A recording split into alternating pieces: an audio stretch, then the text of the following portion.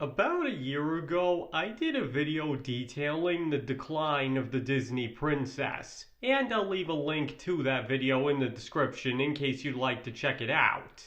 But to make a very long story short, the conclusion I reached is that Disney was trying so hard to make their princesses relatable that they started robbing them of their basic dignity in an attempt to do that, and how that's arguably done more harm than good. But there is another interesting thing that's happened as a result of this, and it's something I didn't cover in the aforementioned video, which is the respective evolution of the Disney prince, and how they've shifted over the years in relation to how the Disney princesses did. Because while many would argue that just like their female counterparts, how the princes evolved was arguably for the best, things did start going downhill for them in the 2010s too. And today, I'd like to go over the Disney princes and show how they might get a worse rap than they deserve. And needless to say, there will be spoilers for any number of Disney princess movies ahead. So in case there's a particular one you don't want ruined, you might just want to be careful. This will be the only spoiler warning I'll be giving out. Alright. So just like with my Disney princess video, the best place to start in a case like this is at the beginning and go over how the prince character evolved over time.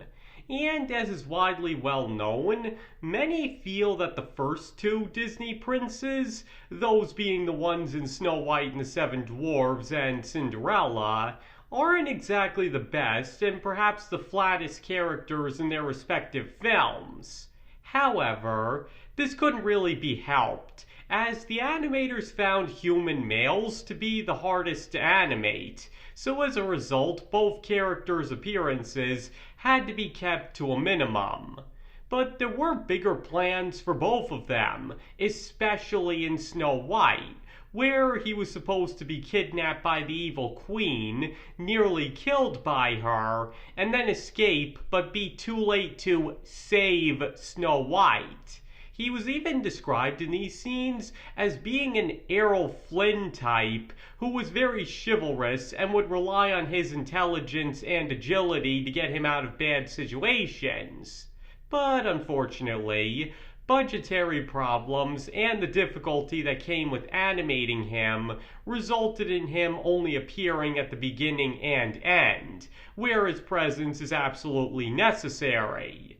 And in a similar vein, Prince Charming from Cinderella was supposed to have a scene that would show him as a fun guy whose only true friends were animals, which would have done a lot to show not only that he was more like Cinderella than it would appear, but why he would be so drawn to her in the first place. But due to the same reasons as in Snow White, this scene had to be cut and his appearances were kept to a minimum. But that being said, even if neither of these princes exactly have the most fleshed out roles or personalities, Walt Disney is still able to convey a lot about them in their limited screen time.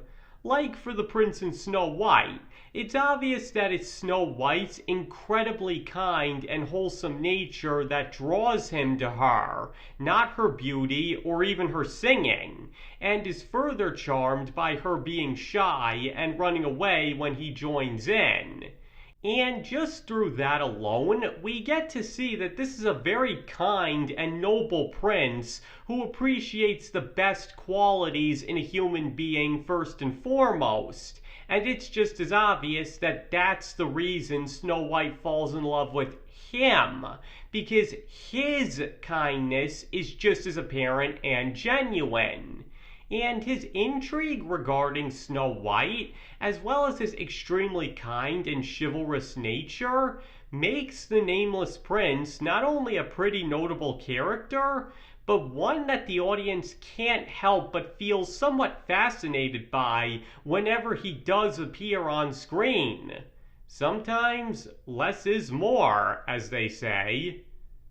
And it's a very similar story with Prince Charming from Cinderella. But in this case, it's more about what the audience doesn't see rather than what they do. Because through the King and Grand Duke's dialogue, we find out that he's pretty antsy and would prefer to marry for love rather than because it's his royal obligation to do so. And that alone paints a pretty good picture of what he's actually like.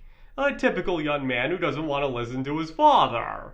And when we do finally see him at the ball, we see that he's very bored, and it's obvious that he'd rather be doing anything else, but still goes through the motions and is polite to everyone because it's his duty and doesn't want to hurt anyone's feelings. So once again, though it is subtle, all of this tells us a lot about his personality, and shows how in many ways he feels just as trapped as Cinderella, but just like her, does what's expected of him anyway. And as I noted before, this all serves to help show why he would be drawn to Cinderella, how just by seeing a beautiful woman roaming the halls, he would instantly feel a connection to her and believe that she might understand him.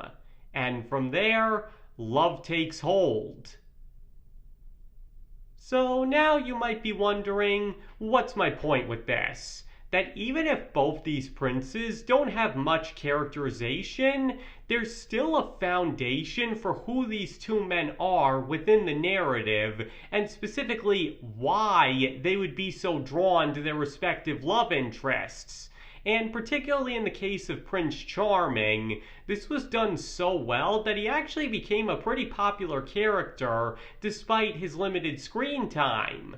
And this is before you take his portrayal from the direct-to-video sequels into account.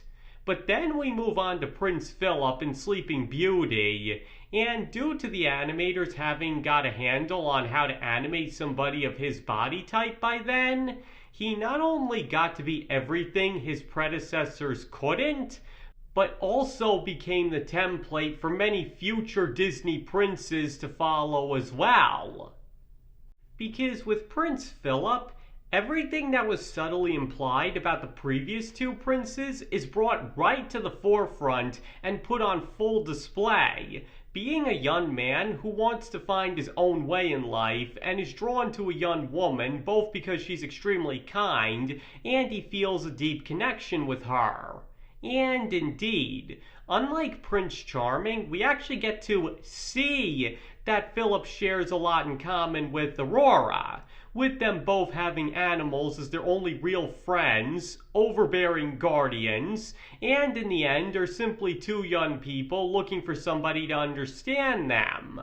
And due to Aurora being cursed, Phillip arguably gets more characterization than her, as he proves himself to be very brave when the situation calls for it, not even hesitating to charge headfirst into any obstacle between him and the woman he loves. I mean, this man takes on a freaking dragon with only a sword and shield, and with a little help, actually wins. Really, is it any wonder why Prince Phillip became the standard for Disney princes? Because he is absolutely everything anybody could ever ask for in a prince, be it as a romantic partner or role model. He embodies all the virtues that come with such an archetype while still being very human at the same time. And this would only carry over into the Disney Renaissance, with Prince Eric being a lot like Phillip in many ways, and maybe even a bit of an improvement on him at that.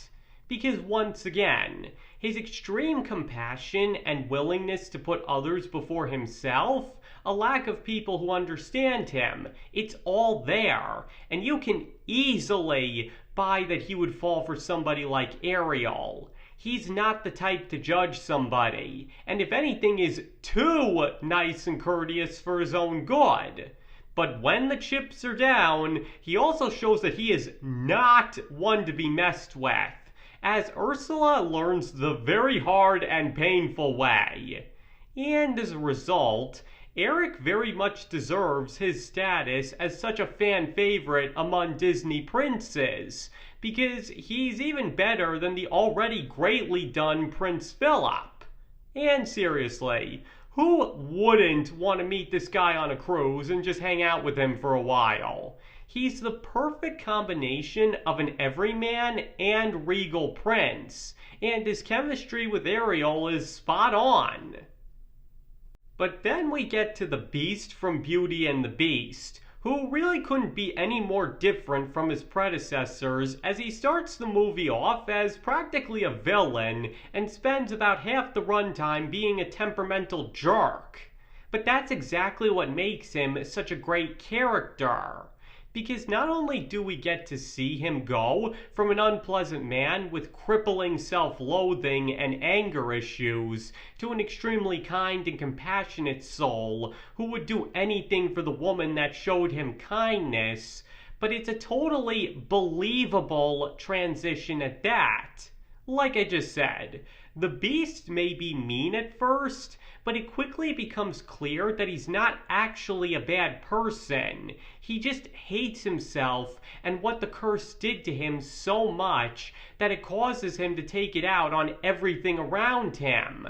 And it's only once Belle does what he never thought anyone would do, which was be nice to him despite being a monster, does his nicer side start to come out. But the foundation for his kinder nature was there pretty much right from the start. So when it does start to come out, it feels like a completely natural progression of his character. And what only helps is that Belle is written just as well in this department, since it's just as believable that she would be nice to him, and even fall in love with him, once she was able to see past his nasty exterior. And the result may just be one of the best movies Disney ever made, and a lot of that comes down to how well the Beast himself is written. But if you still think this movie is about Stockholm Syndrome, I've already dispelled that in another video, which you can also find a link in the description too. And next we have Aladdin, who's perhaps most notable for being the first Disney prince that was actually the lead character rather than the princess.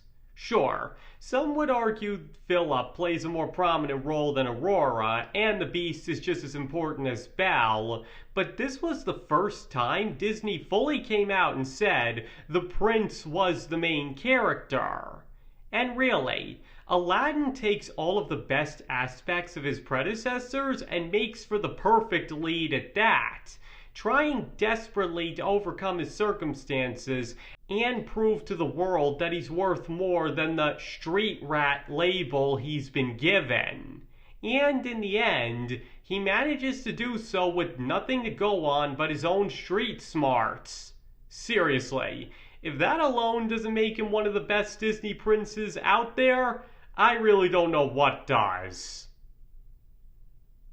And then there's John Smith, who's actually a pretty interesting character, even if his movie isn't as well liked. Because he's a man with a love of adventure that's nonetheless very nice and considerate to everyone.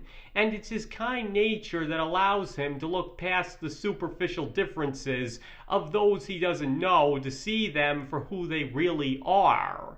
And that, combined with him already being touted as a legend and obviously having a ton of experience, makes him very different among other Disney princes, who are usually just starting out when their story begins. So again, Pocahontas itself might not be the best movie, but the character of John Smith is done surprisingly well, as is his whole dynamic with Pocahontas. Seriously, if these two characters had been put into a different story, things might have turned out better overall. Next, there's Shang, who's also a bit interesting because similar to the Beast, he starts out as somewhat antagonistic, if only because he has to, but nonetheless still reveals himself to be a man of extreme intelligence, kindness, and honor. Because not only does he make for a surprisingly competent general considering his age, but he's also extremely fair and reasonable, since he not only spares Mulan despite what the law says, but also trusts her afterwards even though he has every reason not to. To put it simply, Shang may not be of royal blood, but he embodies all the virtues of a knight in shining armor anyway, to the point that it's really no wonder why fans were extremely disappointed when he was cut out of the remake. Because he was honestly a great character that helped make Mulan as good as it was. And then there's Prince Naveen and Flynn Rider / Eugene, who I'm lumping together because they both share the same dynamic with their love interests of being a charismatic charmer who uses their charisma to hide their insecurities. And as I just said, in both these cases they may contrast completely with their respective girl, but manage to have great chemistry with them anyway, as well as how they go from very self-centered to being selfless enough to sacrifice what they value most for them, which is all really well done and make for two very notable characters and love interests, but especially Eugene. And finally, there's Kristoff from Frozen, who actually deconstructs most of the outward stereotypes of a Disney prince, being decidedly unregal in nature. But in truth, he still embodies what many love about them underneath that exterior, being selfless, helpful, modest, and ultimately a kind person when push comes to shove. And his dynamic with Anna is also done really well, as at first it's believable that they might just walk away from the whole thing as friends, but over time it becomes clear that something more is starting to develop between them.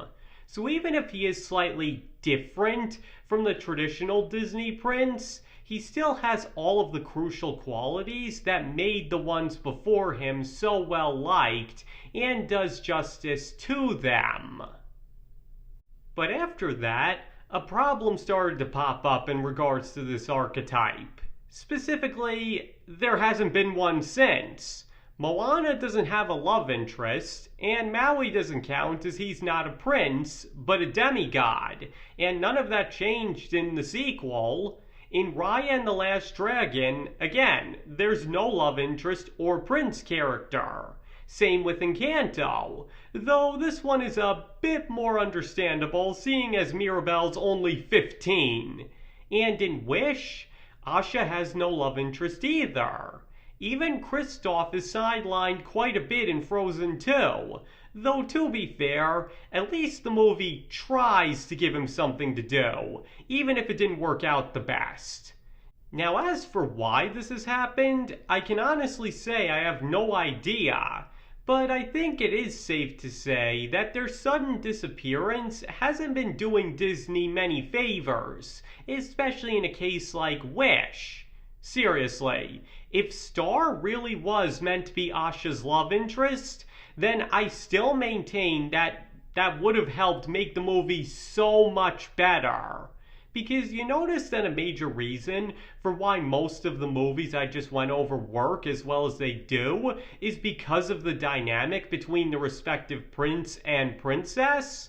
I mean, it's simply human nature to crave a companion that will love and understand you.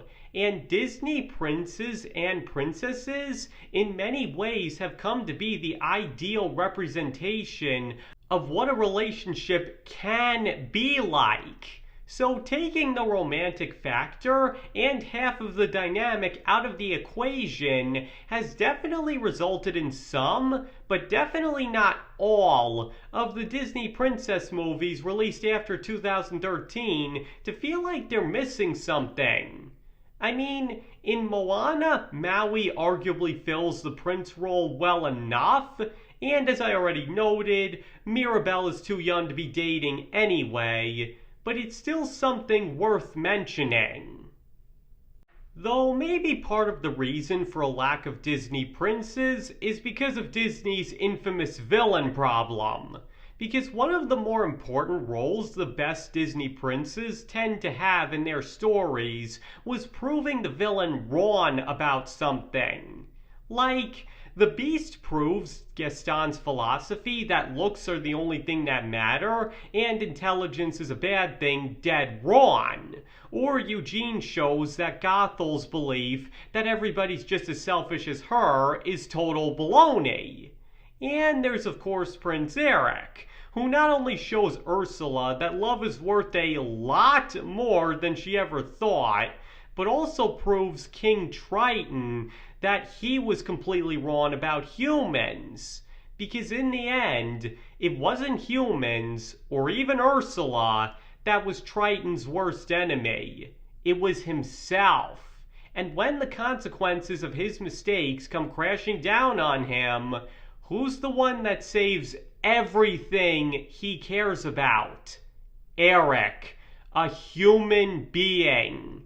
To put it simply, in the moment Eric kills Ursula, he not only shows her that she was wrong, but King Triton as well. And this is what allows the movie to reach a satisfying conclusion, as he shows Triton once and for all that Ariel was right. Because had it not been for Eric and nobody else, the sea and everything in it would have been doomed. So when all's said and done, the point here is that Disney princes have worth, and always did. Sure, maybe in the beginning they served as little more than love interests and plot devices, but even then there were various hints of not only who they were, but what archetype they would go on to become as well. And it's not like they ever really overshadowed the princesses in their movies either, with the possible exceptions of Prince Phillip and Aladdin. But in the latter case, that was to be expected anyway. They always filled their given role in the story and had great chemistry with their respective love interests, but they never tried to take over that story or especially imply that they were somehow better than the princesses that were usually the main character. To put all of this another way, there's a reason so many of the Disney princes are well liked, because they happen to be great characters who embody all of the virtues a good person should have. And to remove them is to remove all of those great things they represent. Again, I can't say why Disney has seemed to move away from them recently, but if they think it's somehow improving their movies, all it's done is the exact opposite. Because as I already said, Disney princes were more often than not great characters that served their stories well, so it only stands to reason that they would be missed and that their stories would suffer by not having them. Alright, I think I've gone on about this for long enough, so now I'd like to hear your opinions. Do you believe that a lack of Disney princes is just one of many reasons why Disney movies from the mid-2010s and 2020s haven't been up to snuff? Or do you believe they've always been a weaker aspect of their films and that I was giving them way too much credit? Please feel free to let me know in the comments. Because you don't have to agree with anything I said in this video if you don't want to. You are entitled to your own opinion and can feel about Disney princes and how well they've been written in the past however you like, and I nor anybody else can tell you you're wrong.